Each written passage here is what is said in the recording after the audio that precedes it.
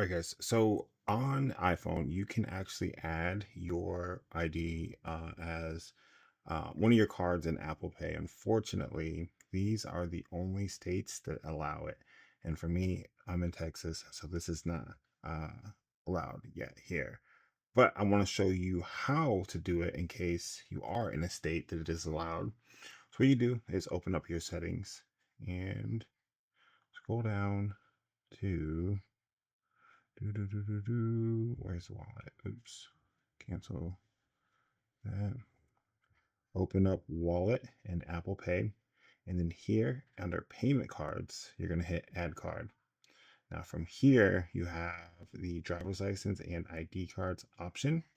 And if your state is available, you're just going to select it and scan it in. Now, if it doesn't scan in, clean it off, make sure it's visible, and make sure you're in a well lit room. That's been the biggest thing that I've heard.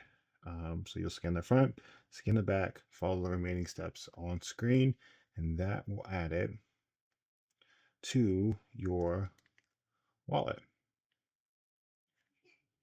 So I hope this helps, guys. If it does, like the video, subscribe to the channel, and I'll see you next time. Bye.